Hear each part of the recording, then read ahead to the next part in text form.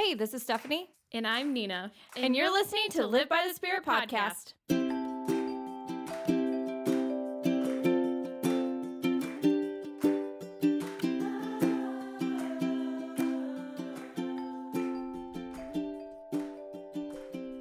Hello. Hi. And welcome back. It's episode 30th on the 30th. How cool is that? Yes. It is the day before Halloween. Otherwise known as spooky season. Spooky season. It's spooky season. And today, what are we talking about, Stephanie? We're jumping right in. We're jumping right in today. Oh, okay. We are talking about spooky season, Halloween. We're talking about Halloween today. Our topic is, should Christians celebrate Halloween? Hot topic. Ooh, hot topic. Yes. I think that what Nina and I just had a little convo about before we started recording is I think everyone's going to have their own opinions on this subject, and you may agree with what we are saying, and that's great, and you may be the complete opposite, and that is your own personal conviction. Yes. That you need to decide what you are going to allow in your life, what you think is okay, what you think that God is telling you, you know. That is between you and God, but what we're going to talk about are things that we have felt convicted on when it comes to this holiday, maybe our past growing up with this holiday, things like that, and just kind of, go from there. But we just don't want anyone, I guess, to get offended or be like, oh, Stephanie and Nina are condemning us. No. Because that's not at all. That's not our take or anything like that. But yeah, not at all. We are, this is our own personal conviction where we feel like, things like that. Hold on, I'm trying to turn my phone on Do Not Disturb because people just decided to start texting right now. So before we jump into how we believe, in our own lives about celebrating, not celebrating, what does that mean for us?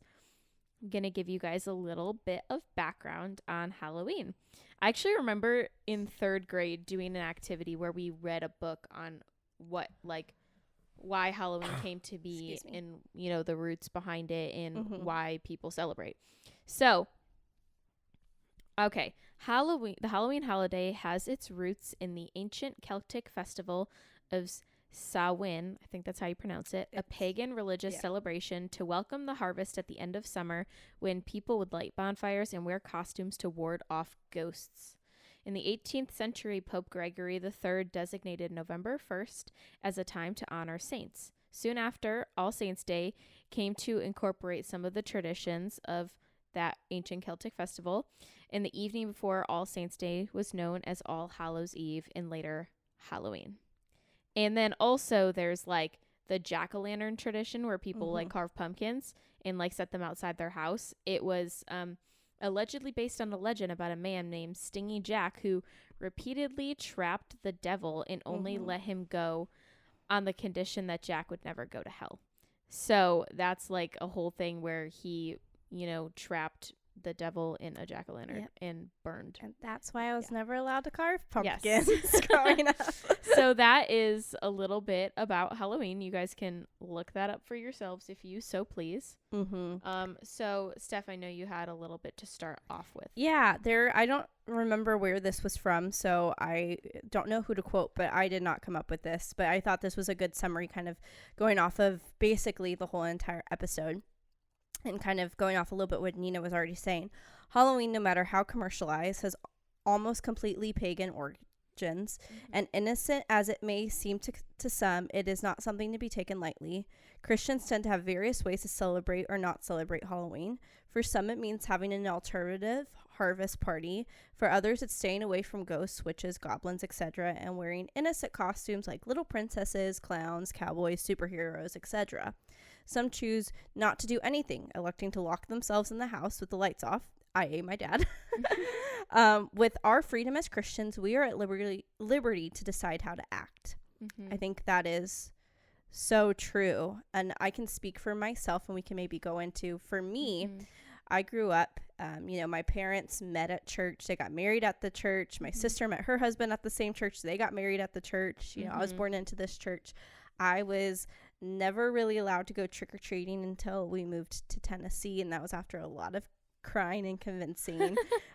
It was always trunk or treats, always church related functions. Was never allowed to dress up like anything that was demonic. I was never allowed to dress up like witches or ghosts or anything like that. I think my first costume was an orange M&M. Mine was a tea bag.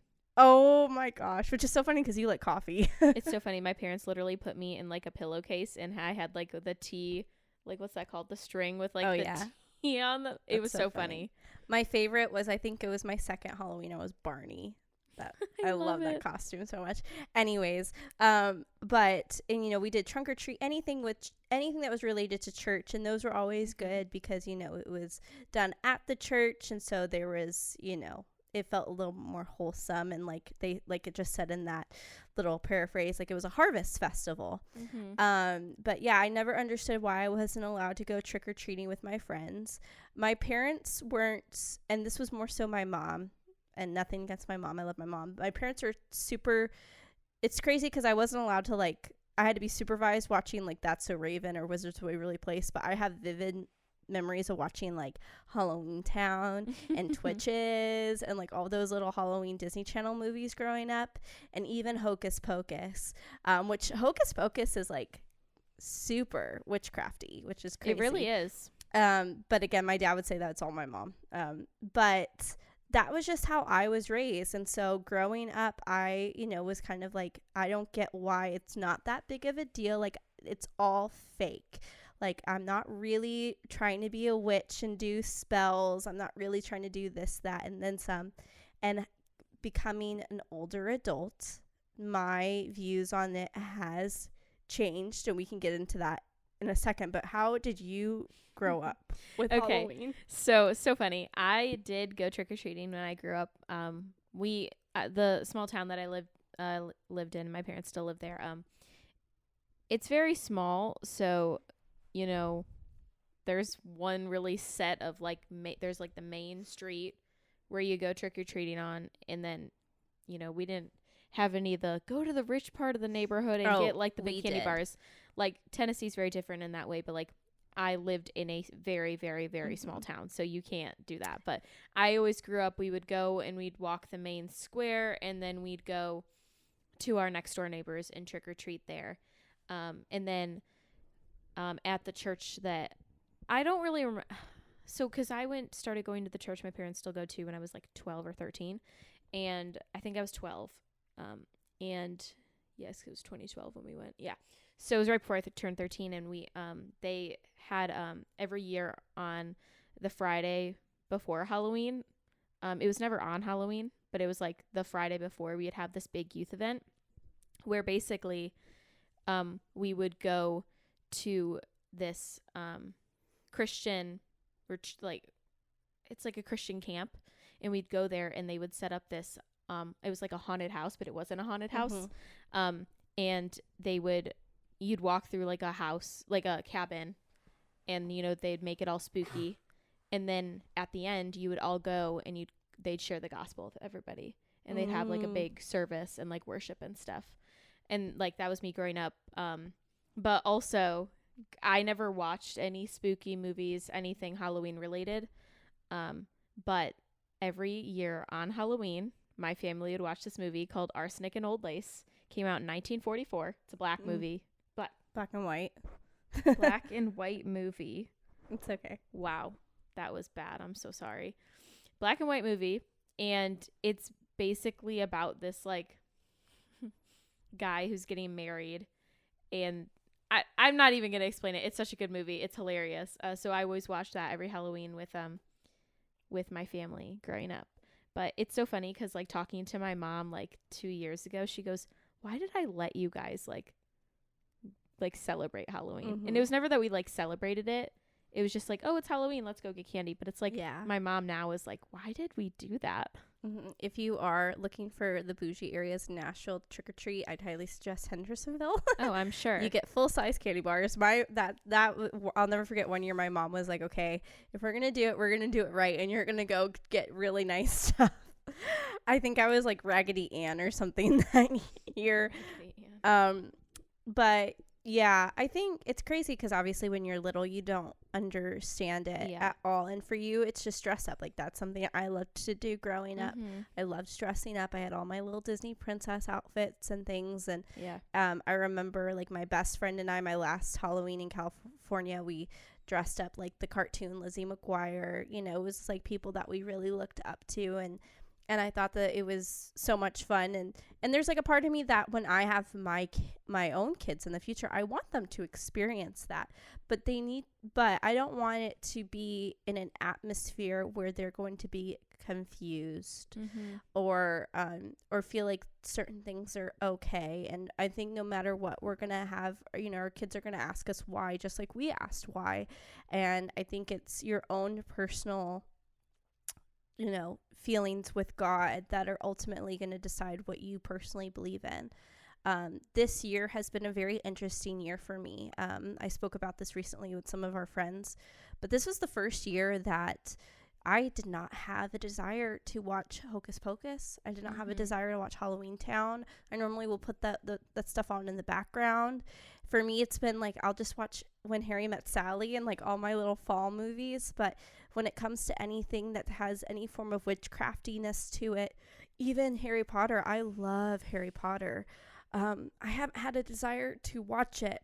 I think it's because I'm growing so much closer with God. And while, yes, there are lessons in those movies, I guess, that you can take away. It's like good does beat evil. There's still so much darkness in those movies. And I don't want that to come into my household. I don't want that to affect me mentally.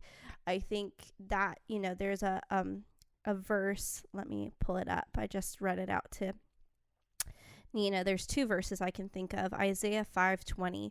Woe to those who call evil good and good evil, who put darkness for light and light for darkness, who put bitter for sweet and sweet for bitter. And then I also think 1 Thessalonians 5:21-22, but test everything, hold fast what is good, abstain from every form of evil. That does not say abstain from the really dark stuff. It says from every form of evil. So how can I say, oh, by me watching this cute little Halloween Town movie with this little 13-year-old witch, that's okay because it's innocent and it was made for kids to watch? How is that the same thing for me watching a very demonic, scary movie, you know? And that's just been my own personal thing that I've been with God on. And it's been great because I've had like even this past week, I've, you know, been in my own personal fast with God, something that I felt the Lord encouraged me to do.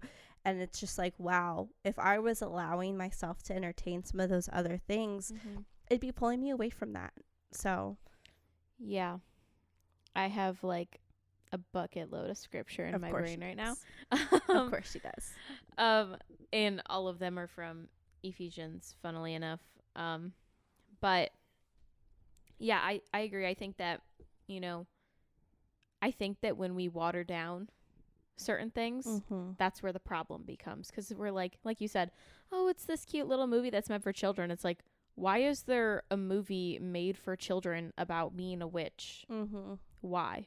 And like, I think that personally, this is myself, I personally believe that Satan has so much fun when people really rejoice in, like, you know, rejoice in watching things like that. You know what I mean? Oh, he probably loves a this time field of day year with it. And so it's like, I don't want the fruit of my life to look like that. And this is not me condemning anybody, but it's just like my own personal feeling about it is like, I don't want to walk in a way that I previously did. I want to continue every day to make myself better and look more like Jesus. And it's like, would Jesus sit down with me and watch this demonic movie? No, because why would he do that? So it's like, why should I? You know what I mean? Yeah. And again, I don't think we are obviously human. We're not perfect. I would agree. And I just told Nina this, I think off recording. I was going to say off camera. We're not on camera right now. But like, there are going to be times where I stumble. Yeah, I enjoy Harry Potter. You know, I'm sure there will be a time in my life where I may watch one of the Harry Potter movies again. don't feel like that's something I desire to do now, and I truly don't think that's really what the Lord wants me to do, but it's, you know, I'm human and it happens. Or you know, going to someone's house and certain things being on, you know, I think it's natural. You know, maybe next Halloween, who knows, you know, what you know will come of it. But I think for me, on how I am now, it was so interesting. It wasn't that I didn't want to watch those movies this year. It was that I hadn't even had the thought to watch those movies this year. Like, it hadn't even crossed my mind. It's like, oh, it's October, Halloween's in a few days, I should watch Halloween Town. It was like, that was so far off my mind, because I've been focused on other things and really trying to grow more with God, and it's been great. Like, it's truly been really, really good and encouraging, and so yeah. And going off what we were just saying, you know, Ephesians 4:27 says that we should give no opportunity to the devil.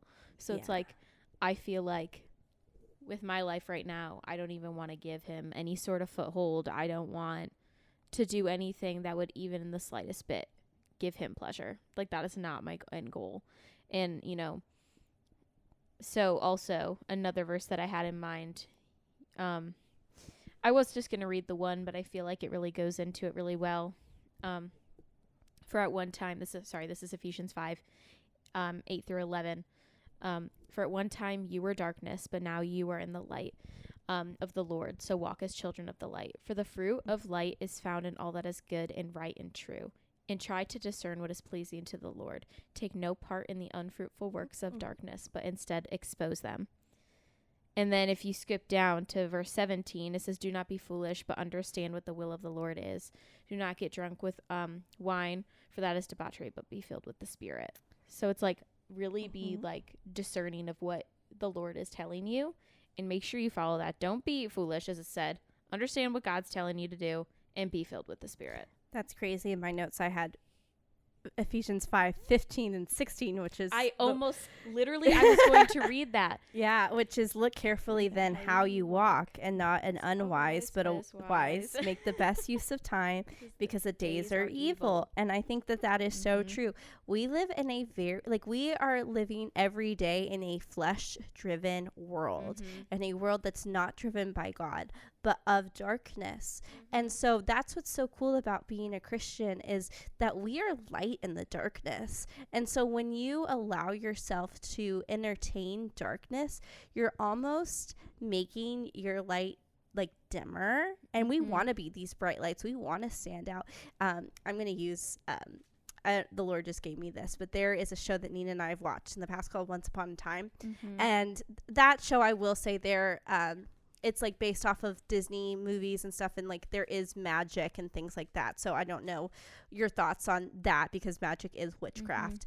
But the evil queen is also known as the Queen of Hearts, I guess, kind of too, which is weird. But she pulls people's hearts out of their chests. It's really weird. You have to watch the show to understand it.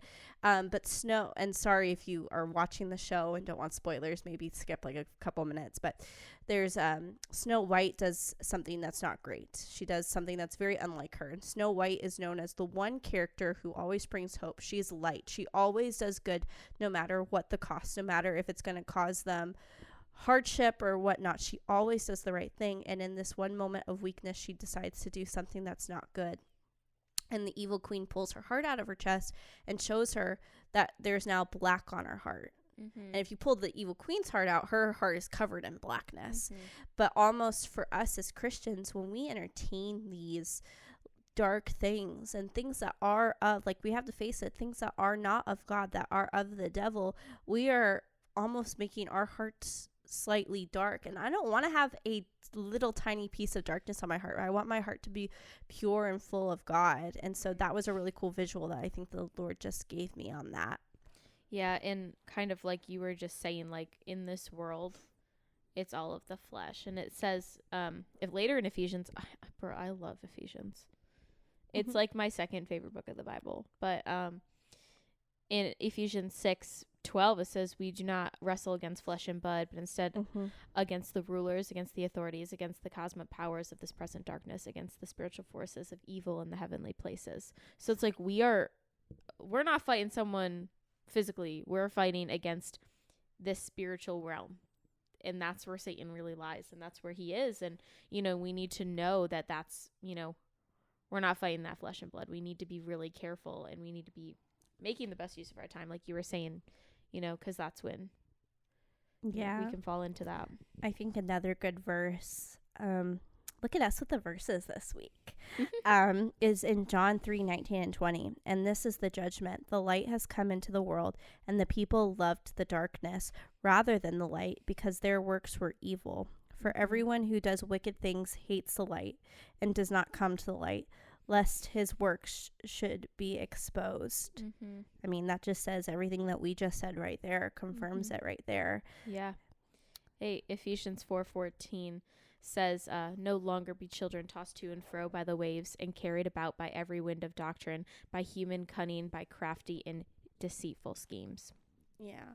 And I'm going to quote it. We need to be strong and steadfast and firm in the Lord.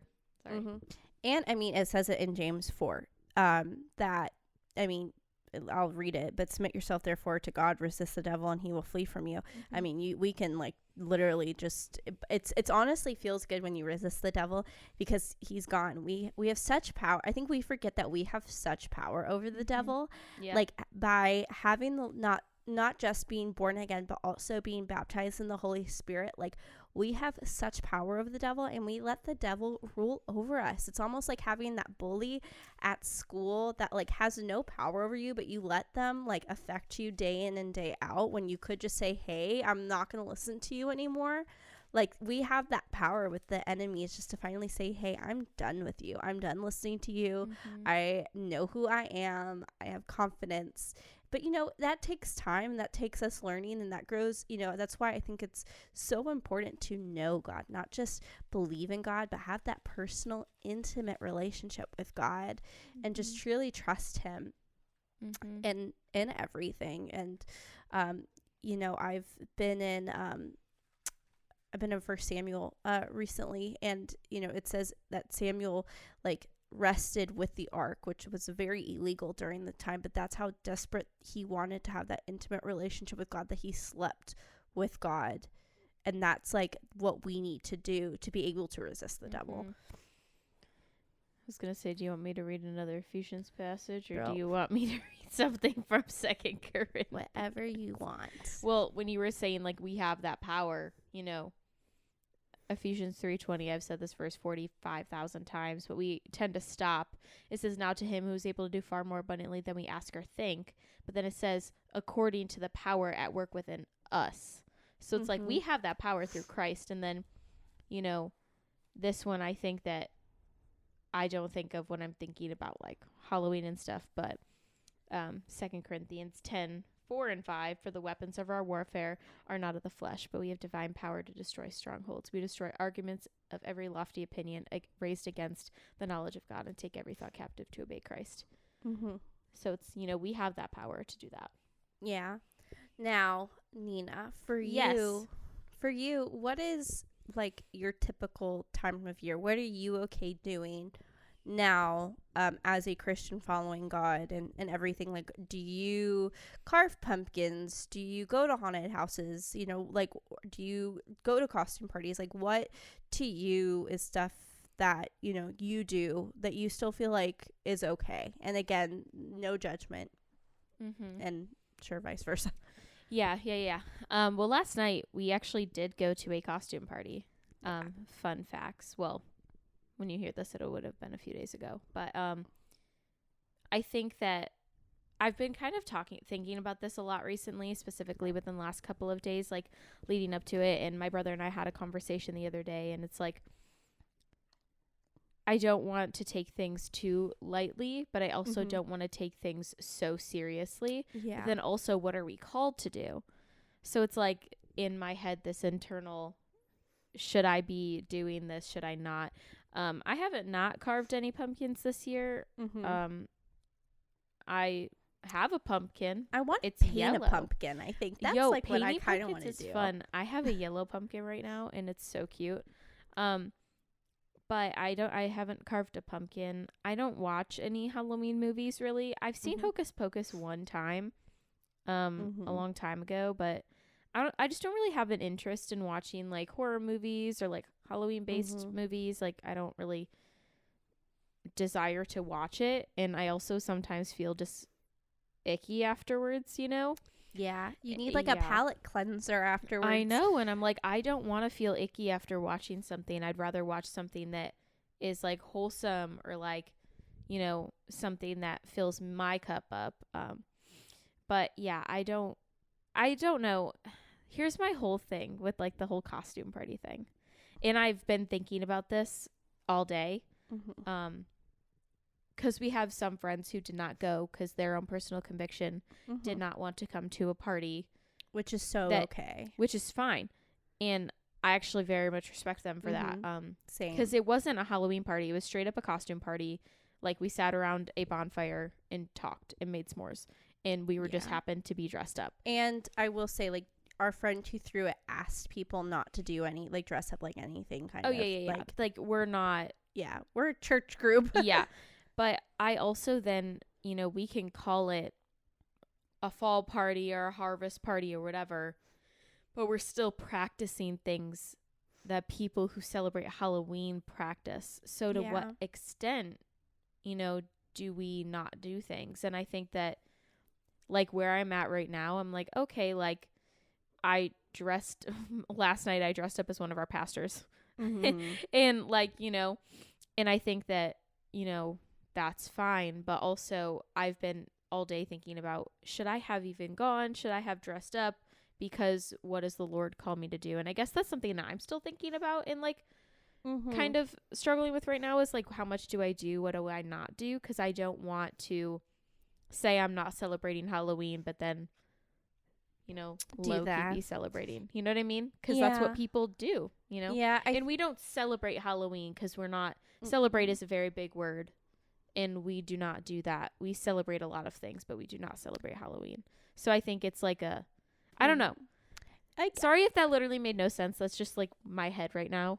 That's just like what I've been thinking about. I think I understand what you're saying while we were not celebrating Halloween, we still did a costume party around Halloween. So to the outside viewer, it could look like we had a Halloween party. Yeah. But people didn't see our intentions behind it. So I can see that. For me, I completely understand where you're coming from. I personally, again, this is my own personal thing. Yeah. I don't think it's necessarily that big of a deal. Like when we went to Olivet, we had a candy costume party every year. I think it was the Saturday before Halloween every single year. And literally because it was Nazarene, there was no dancing. It was just like there was food there. You dressed up and it was a lot of fun. We went Nazarenes don't dance? No. What the butt? No, I remember when we did, we had a silent disco my senior year. That was like a hard push for us to do. And that was the first time I'd ever danced on campus. It was crazy. A little weird. It is crazy. But it literally talks about in the Bible about how David danced with all his might.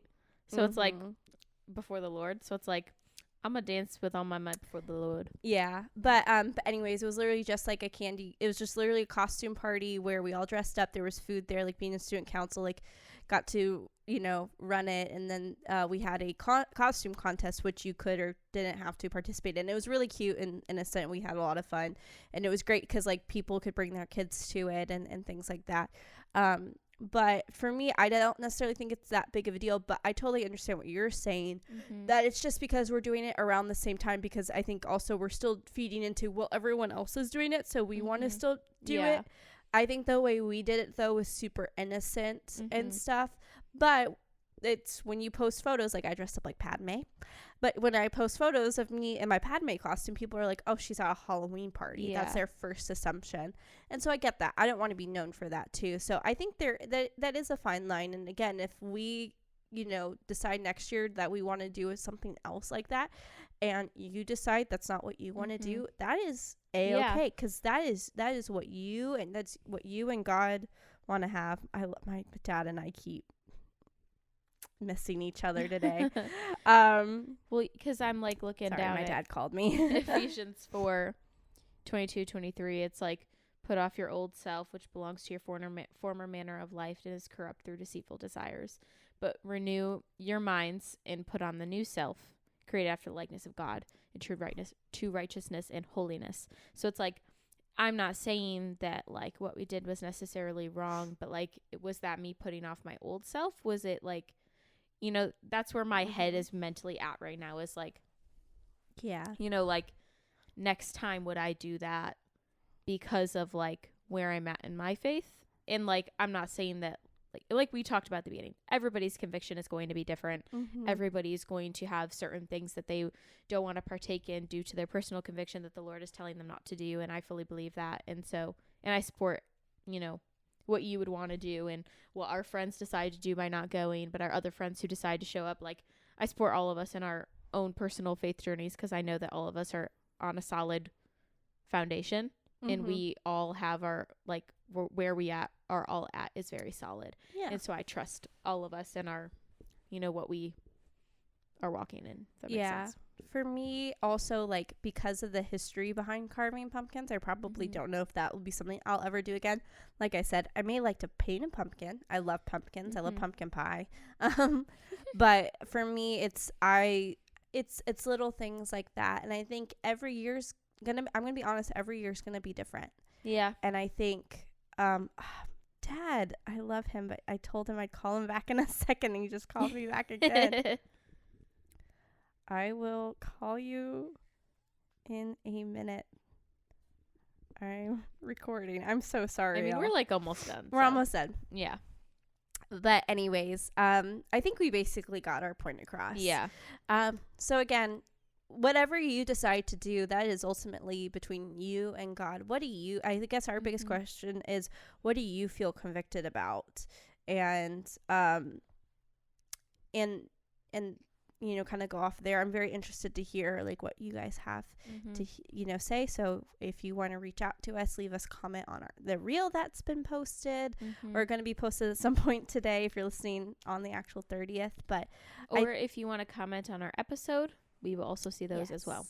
Yes, but I think it is a time, I will say, this time of year as Christians, we really do need to be praying protection over ourselves and just praying protection over just the world in general. So that's something that I encourage you to do when you're spending time with the Lord. Just pray for your safety, because during this time of year, this is really when the devil likes to hang out and celebrate, because people are literally worshiping him for what they think is fun. People really and also people do intentionally worship, yeah, for Satan sure, on Halloween. But a lot of times, I will say, people who don't know the Lord or don't whatever, they think it's like fun. So just all around safety.